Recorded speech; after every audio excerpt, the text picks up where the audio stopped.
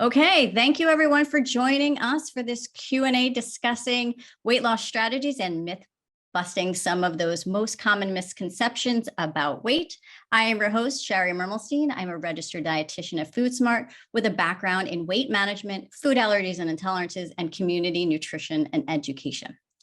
One of the main reasons I became a dietitian was listening to my mom and all of her girlfriends constantly talk about being on a diet and then comparing these eating plans with like cottage cheese for every meal that had foods listed on it that they didn't typically eat and didn't include many of their favorite foods.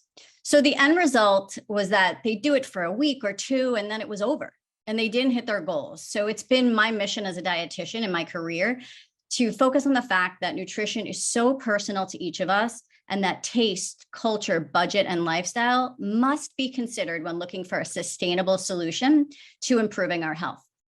I promise we'll get to the juicy stuff, but first, let me introduce FoodSmart to those of you who may be new to us. And don't worry, this webinar is being recorded and you will get an email early next week with the link to stream anytime and refresh all of the things that we spoke about. So FoodSmart makes eating well simple. And we do this through personalized nutrition because we believe that food is a powerful tool in creating a healthy life. And we want to make it easy for you to make choices that will support your health goals. And more specifically, how we do this is through one-on-one visits with registered dietitians like myself to provide you with a personalized plan that is custom tailored to your lifestyle. So your dietitian will listen to your medical and family history, food preferences, cooking abilities, food budget, and so much more. And the reason for that is to give you nutrition care that will actually work for you. Your dietitian will also set you up with the FoodSmart digital platform, which has features like thousands of chef-created and dietitian-approved recipes, a customizable meal planner, in-app grocery ordering, and so much more to make eating well easy on your mind as well as easy on your wallet. So for those of you on this webinar today, we are very excited to offer you a $15 Walmart gift card after your first visit with a dietitian. Simply use code WL101 when scheduling.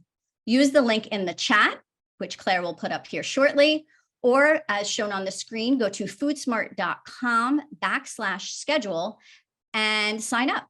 If you have any questions about scheduling or meeting with a dietitian, please feel free to put them in the chat and Claire will keep an eye on that and answer any questions immediately. Otherwise, you can always reach out to ask more questions, but we'll also have time at the end for Q&A as well. Okay, so now that we're ready to get into today's discussion, as a reminder, we are recording the webinar, so the video will be sent out to you early next week. We'll also include those details and instructions with the promo code for you to schedule that first dietitian visit. And we went questions that were submitted ahead of time, and we grouped them into some common themes.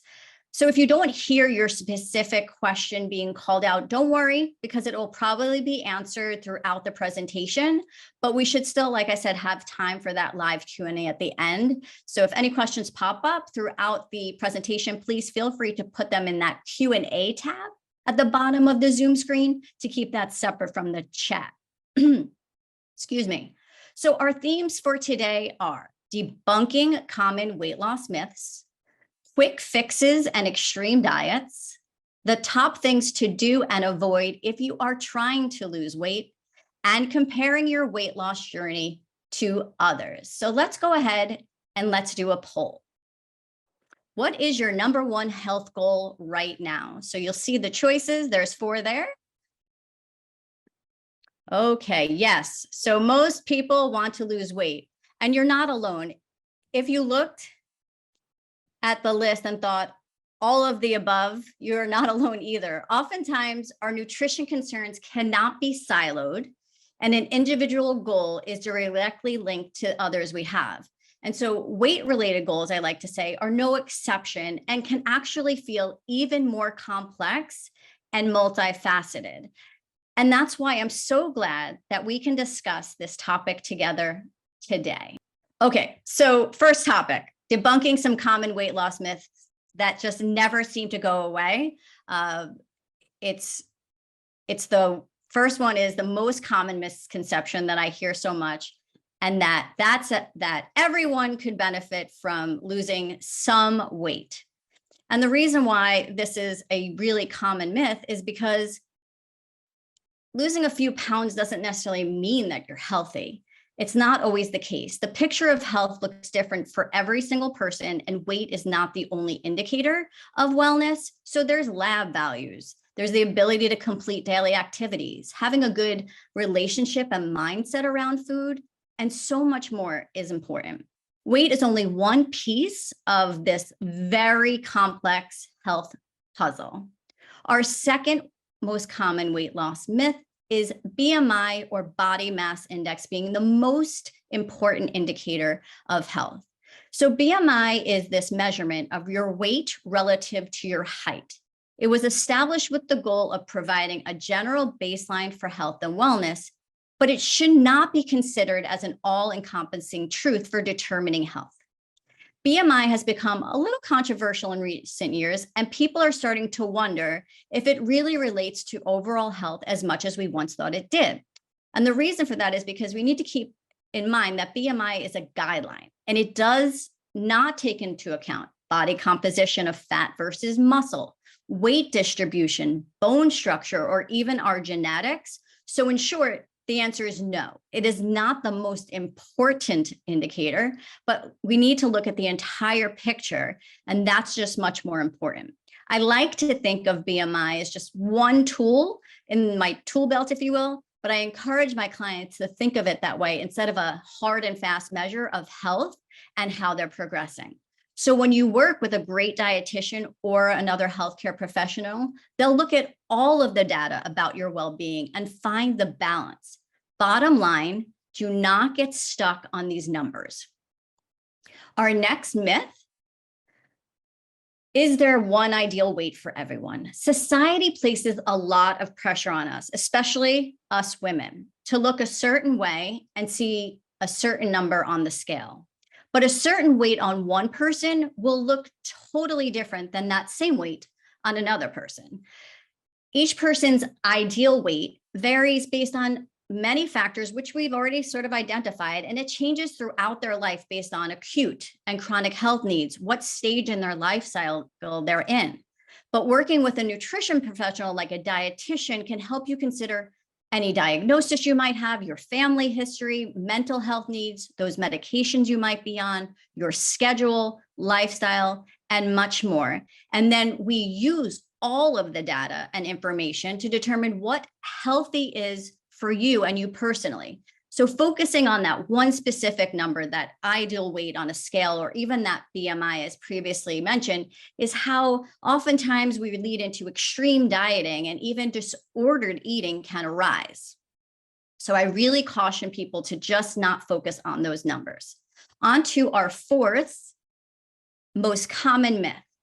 And it can be infuriating for people, and I've seen it as I've worked with many people as a dietitian, when you're working so hard and not seeing a change in the scale. But sometimes the number on the scale is not the only indicator of success in weight loss.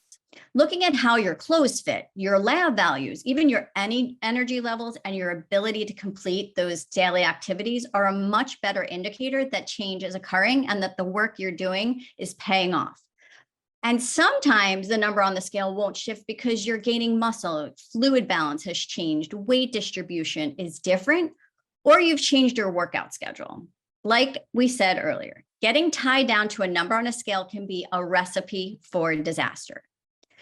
Focusing more on how you feel in the moment, how your relationship with food has improved, and how sustainable your eating habits are in the long run is usually a much better indicator. Plus, it's also important to consider, and I tell this to my clients all the time, that while it is also infuriating and frustrating, the human body isn't always a fan of these changes in eating and exercise behavior that we do. So while we hope our hard work will pay off in, say, a month or so, the body is often resisting a reduction in caloric intake or an increase in calories burned with exercise. But stay true to what you're doing and believe in yourself and the efforts you're making. But no, it may take a few months for our bodies to cooperate and to reach those goals, but just stay with it. Don't give up. That's really what I try to get across to my clients, to make sure that they understand the changes that they're making are going to have benefits, maybe just not as fast as they like, but I'm there to keep cheering them on. This is my perfect segue then to my favorite topic, if you will, the quick fix. Our society is obsessed with the quick fix. You've probably seen or heard about a lot of these lose weight fast methods, and you may have even tried a few. Let's discuss some of the most commonly asked about quick fixes. Again, if there was a quick fix, somebody would be really, really, really rich right now. The reason why we keep seeing so many of them is because they're ways for people to sell things to you and to get your money. So I wish there was a quick magic pill or even a single food or a cleanse that you could take to shed those 10 pounds before the weekend.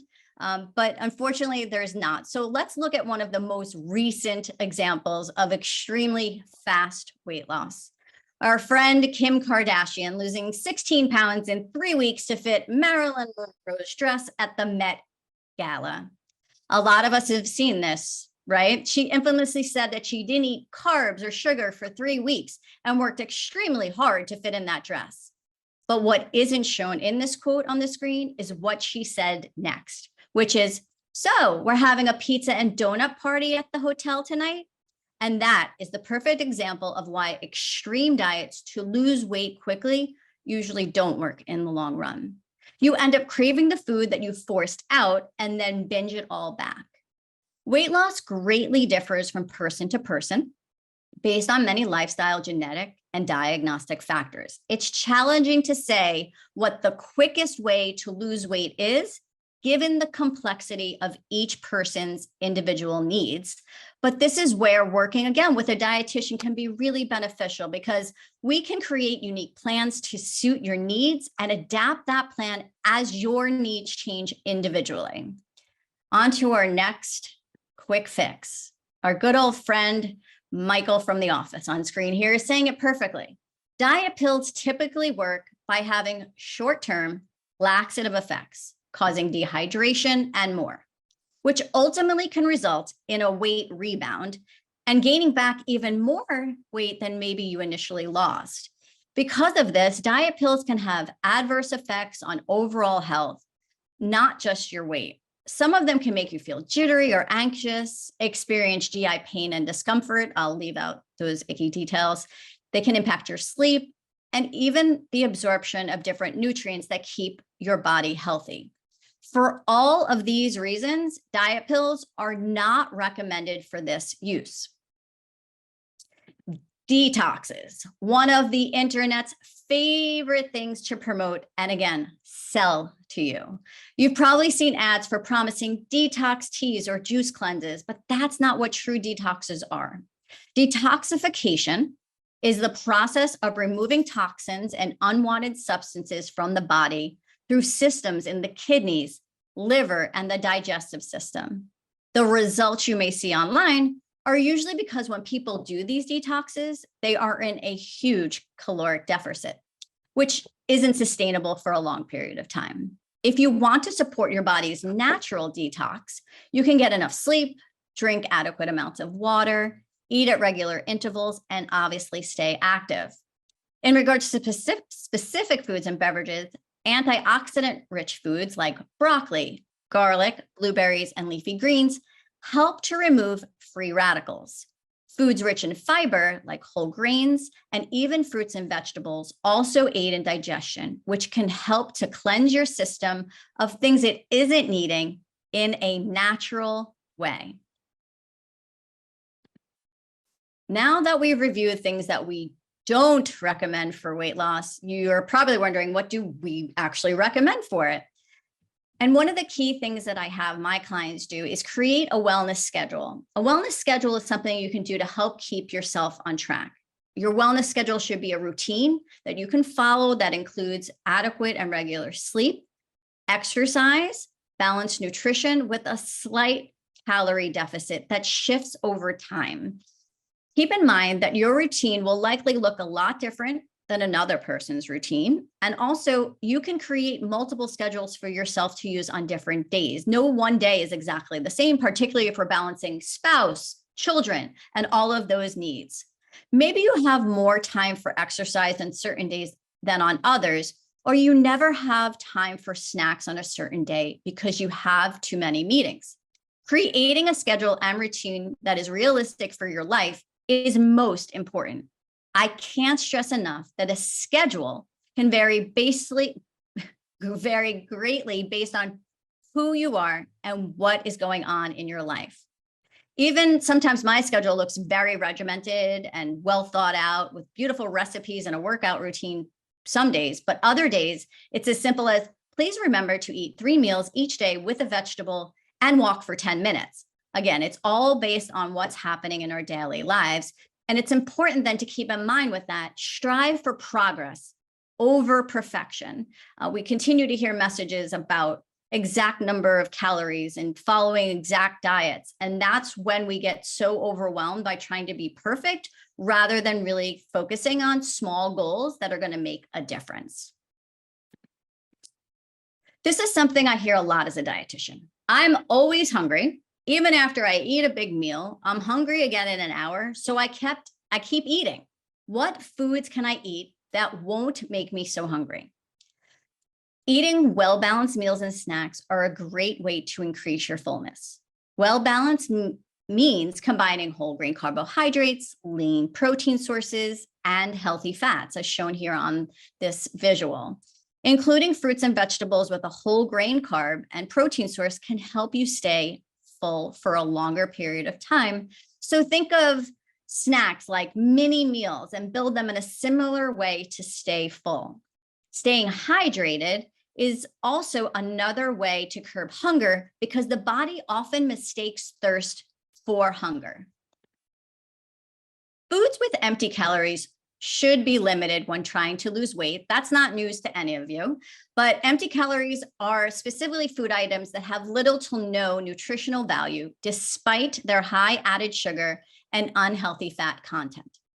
Some examples as shown here are sugary high calorie beverages, candy, bakery goods, fast food, and chips. But for some of us, these are our favorite foods, and declaring on day one of your health journey that you will never eat these foods again can ultimately set you up for failure. When we try to cut out our favorite foods altogether, we usually end up obsessing over them and eventually fall into a binge eating pattern, causing us to give up before we reach our goals. To avoid this, stop thinking with an all or nothing mindset and instead, allow yourself to have these foods in moderation and pair them with something more nutritious. For example, if what you're really craving is a cheeseburger, like Miss Andy Anderson above, allow yourself that cheeseburger, but try to only eat half. Save the rest for the next day or have a side salad instead of the fries or take off one part of the bun and eat it open face. Working with a nutrition professional to discuss why you're craving certain things too can be a life-changing experience. A recent example is someone I work with who shared that they love the gratification of a crunchy snack on the couch while watching TV with their family. Problem was, they would sit with the bag of chips. So I recommended that they alternate between a salty snack like chips or pretzels and baby carrots, but you always take only 2 handfuls of either and put it in a small bowl. Focusing on the volume and the texture has made a big difference for them. Maybe you're someone who gets joy from something sweet, but talking to someone about what makes you happy or stressed about your nutrition habits and preferences versus just eliminating things is a much better way to lose weight while you're still enjoying some of your favorite foods without punishing yourself. If you search online for the best diets for weight loss, you will get thousands of results for crazy extreme diets. I'm sure many of you probably already know the ones that I'm talking about. But in reality, the best diet is the one that works for you, your lifestyle, and your preferences over a long period of time. There isn't a one size fits all, but generally maintaining a balanced diet overall is the best way to reach your goal weight. Restricting yourself and completely removing certain food groups will probably not be sustainable in the long term, even if you are seeing those short-term results. Also, being willing to make changes as you adjust and grow is a key component of success, and why working with a dietitian who can help you plan and determine what the next steps are is really valuable. So let's talk a little bit more about how working with a dietitian can be beneficial. We hear it all the time. I know what I need to do and what I shouldn't eat to lose weight. I just need to do it. Now, while this may be true, maybe you do have a lot of knowledge on nutrition, health, and weight loss. That doesn't mean you need to do it alone. While others may have made you believe differently, weight loss is not about willpower. It's about having the right tools and resources to be successful. Working with a dietitian is like having a built-in support system, a cheerleader, and an accountability partner to help you in your health journey. We're not here to police your eating, shame you for having slip-ups, or even convince you that you have to go on one certain diet to reach your goals. We're here to listen to your needs, what barriers you might have, and to figure out what will work uniquely for you. You can have all of the nutrition knowledge in the world, but knowing how to apply it to your personal life is really a different story. As a reminder, you can take the first step in creating a weight loss plan that works for you by scheduling with a FoodSmart dietitian at foodsmart.com/schedule. And don't forget to use code WL101 at the end of scheduling to get that $15 Walmart gift card after your first visit. This brings us to our last topic of discussion: long-term weight loss and comparing yourself to others and hitting that plateau. So you're not seeing the numbers move anymore. I hear this a lot, but there's no reason to panic. There may be several reasons that your weight loss has halted. And so what I like to do is I like to have individuals look at the three major categories that can influence their long-term progress. Then that is the amount, type, and timing. So how much are you eating? You may be eating too much, but more frequently, particularly with women, I find that people are eating too few calories, which can actually impact how much the body is storing to ensure there is enough energy for activities and normal body processes. Next is the type. Look at the types of foods you are eating. Are you eating the same foods all the time without any variety? Are you focusing more on just eating fats, proteins, or carbs, one more than the other? And finally, timing. How has the timing of your meals and snacks changed? And what about that coincides with your exercise routine, your sleep even? There are many factors, but that is an excellent place to start. We are all very guilty of comparing ourselves to others in many different components of our lives, but it can be especially harmful to do that with our bodies and with our weight. Asking yourself, why is this person losing weight and I am not? I eat better than them, will send you down a spiral that's not very healthy and can lead to disordered eating. So remember that weight loss differs greatly from person to person and is based on many factors. More specific areas that impact our weight are things like age, physical activity, the timing of eating, medications you might be on, your medical history, your sleep habits, and of course, stress. Even if you and your best friend did the same exact things, it is almost impossible that you will have similar results. Again, there is not a one size fits all for wellness and weight loss success, but using a tool like FoodSmart that provides a customized plan with tools and resources to keep you on track can help. So just to quickly review our main takeaways that we've discussed today and highlighted, I've seen that the chat has been very active, which is very exciting to me, and that lots of questions are coming into the Q&A. So we're going to go ahead and we'll open it up.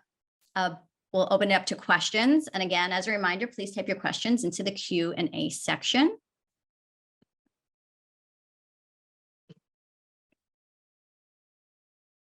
Okay, let's begin with, there's a good one here. These are some great questions.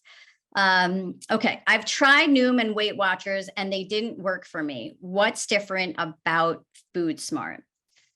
So according to the National Institutes of Health, sadly, 2/3, which is about 66% of adults in the United States, are either overweight or obese.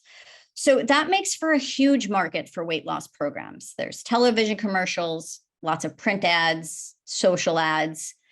For weight loss programs, there really are everywhere. And there are many options for consumers to choose from. And honestly, some of them have worked for people, and I will never take that away. But that said, the majority of these programs work mostly in the short term, and they result in weight regained typically within the first year. So one key factor that causes burnout in programs like Weight Watchers or Noom is that these programs require constant daily logging and engagement in an app-only environment. The key differences with Food Smart are that members lose weight and they retain that weight loss even at 3 years, and that Food Smart provides both the human support of the registered dietitian along with the tools available in the app. This unique combination is really providing every member that personalized program that considers their lifestyle, budget, and motivation, and is sustainable and can be met long-term. Okay, what do we got? Okay, what is the difference between a dietitian and a nutritionist? This is a fabulous question, and one that I get often. And so what I typically like to say is anyone can call themselves a nutritionist, but not everyone can call themselves a registered dietitian. And what that means is that a registered dietitian has to go through college and sit for a board certified exam and do continuing education credits, just like any medical professional would in your care team. Starting next year, actually, registered dietitians will actually also have to have a master's degree. Anyone who has not had that yet, including myself, is grandfathered in, but that will be a requirement. So it'll be somewhat similar to having physicians have to go through medical school and such. Having an advanced degree will be required as a dietitian. So there are a lot of people that, call themselves nutritionists, but it doesn't mean that they have the same background or requirements to call themselves that. Now, that doesn't mean that they're bad. It's just from a clinical standpoint of really understanding the full state of someone's medical diagnoses, the medications that they're on. We have a specific expertise. We have an expertise in motivational interviewing and really helping guide members, clients, patients, however you want to call them, down a path of health, rather than just focusing on something just specific like weight loss. So let's see. Okay, is seeing a dietitian with Food Smart covered by my insurance? So Food Smart works with some major insurance plans as well as employers to bring our services to you for a low or no out-of-pocket cost. So when you're scheduling your visit, you'll see if you schedule it online, you'll notice a question about how you're paying. If you select insurance, you'll see a drop down of insurance plans we are currently in network with, and the same with what the employers that we partner with. And if we are not in network, we actually offer a great program. It's a subscription model, and for $69 a month, you get unlimited access to the app and one covered dietitian visit per month. Our services it's really considering an investment in yourself, and it's definitely less than other quick fix products you've probably previously spent money on. So it's a great way to get, again, that balance of digital and human experience. Let's see. Calorie counting, yay or nay? Another great question. So I don't ever have a hard and fast answer on the methods of how people succeed at losing weight, because what can work for somebody may not be good for another person. That's why that dialogue and creating that rapport with each one of my clients and understanding what their barriers are really important. So personally, if I was somebody who counted calories, that would be the end of me, because focusing on the number is not going to be the best path for me. Someone else, numbers are going to be really important to them, but they won't be a barrier. I've had lots of clients who have thought that calorie counting would be good for them and using apps to keep track of it, but they became so obsessive with it that they lost track of what was really important. And that was really the idea of eating to live, right? So I like to say that I've been a dietitian for over 25 years. The word diet is an awful, terrible 4-letter word to me. And so the biggest obstacle I've seen for people in trying to lose weight is emotional eating. So even if an emotional eater was to count calories, it wouldn't really help them create the true barrier to their health journey. So I highly recommend for many of my clients, intuitive or mindful eating. There are some really great basic principles, and they're not hard and fast rules of cutting out entire food groups, but the message is centered on the concept that many of us just have an unhealthy relationship with food. And that's for whatever reason. There could be multiple reasons, but this approach is less overwhelming and helps my clients focus on eating and the physical cues that are related to hunger. And it doesn't set someone up for disappointment and has nothing to do with counting. It's not connected to guilt. It's really listening to the body's internal cues and acting on those things and really creating a new relationship and dynamic with eating, as well as the relationship with food.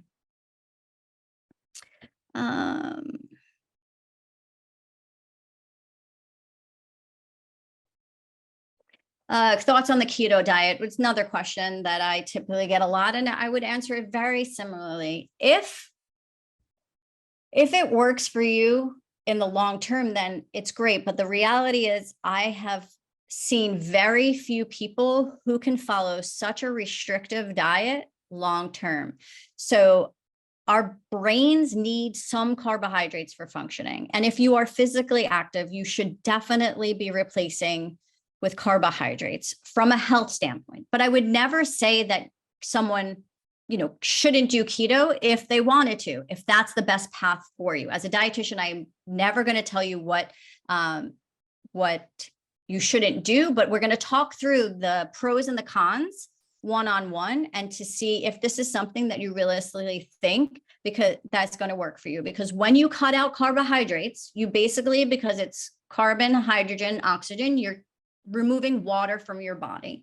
So a lot of that initial weight loss that you see is water weight, similar to those diet pills that we talked about before with Michael from The Office. And then what happens is, because it's not sustainable to being at parties and being at work and being at functions and being able to fit in someone's everyday life, essentially what ends up happening is that carbohydrates are reintroduced and the majority of the weight returns. That's been my experience as a dietitian, like I said, for 25 plus years. So there's my answer there. Okay.